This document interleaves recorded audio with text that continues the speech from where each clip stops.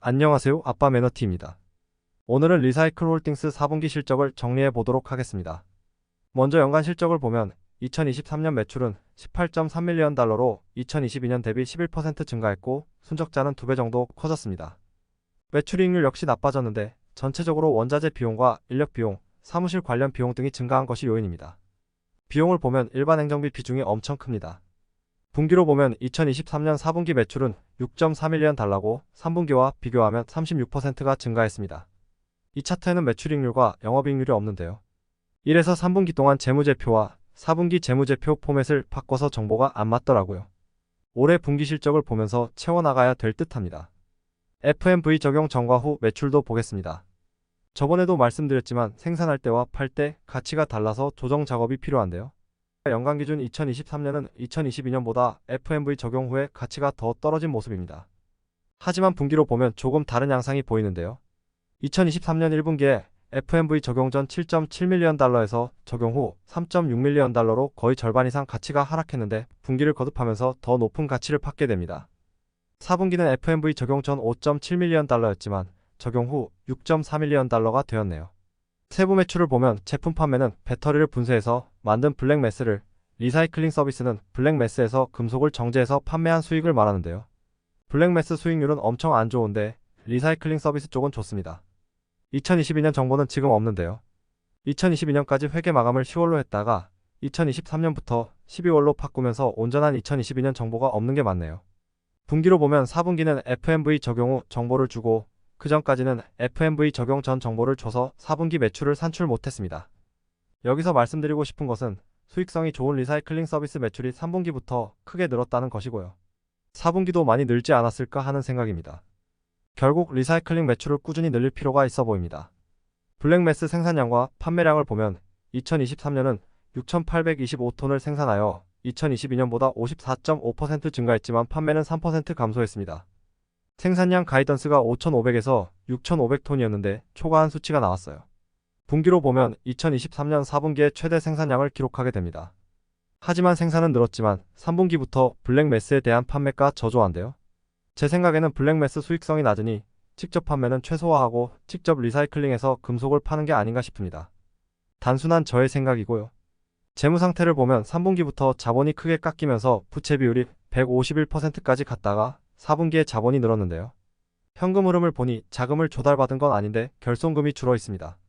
지금 재무제표가 2022년 정보가 좀 신뢰성이 없는데 2023년 위주로 봐주시면 될 것 같아요. 그리고 현금은 계속 줄어들고 있는 상황입니다. 유동성을 보면 1분기에 유동 비율이 851%였으나 어느새 4분기에 95%까지 내려왔어요. 현재 3세대 스포크는 미국에 2개, 독일에 1개가 운영되고 있고요. 미국의 1, 2세대는 멈춰있는 상태로 보입니다. 3세대 스포크가 더 기술적으로 업그레이드돼서 배터리팩을 방전을 시키는 과정을 안 거쳐도 된다고 해요. 그리고 앞으로 프랑스, 노르웨이, 독일은 검토 중입니다. 이제 멈춰있는 로체스터 공장에 대한 내용입니다. 공장 운영 전략을 바꾼다는 내용인데요.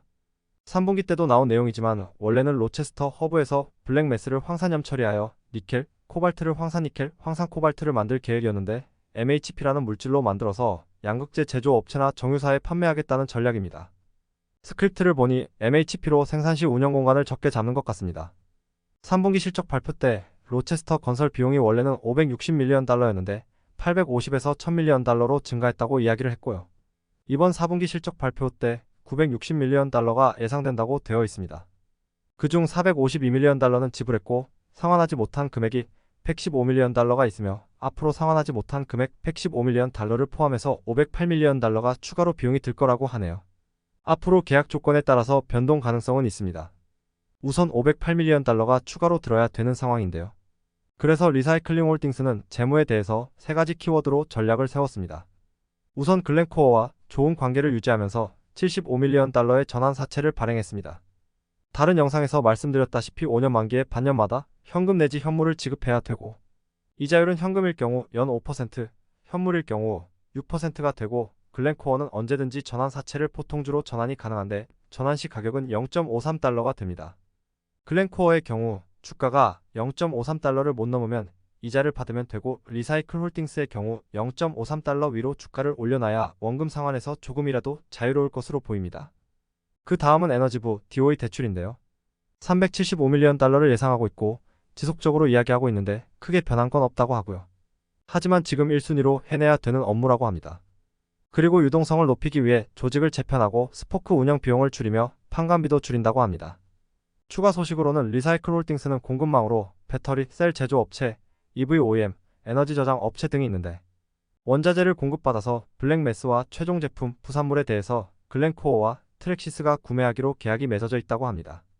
그럼 좀 더 안정적으로 매출을 발생시킬 수 있을 것 같습니다. 정리하면 3분기와 큰 차이점이라면 글렌코어가 전환사채 발행을 해주고 리사이클 홀딩스의 제품을 구매해준다가 크지 않을까 싶습니다.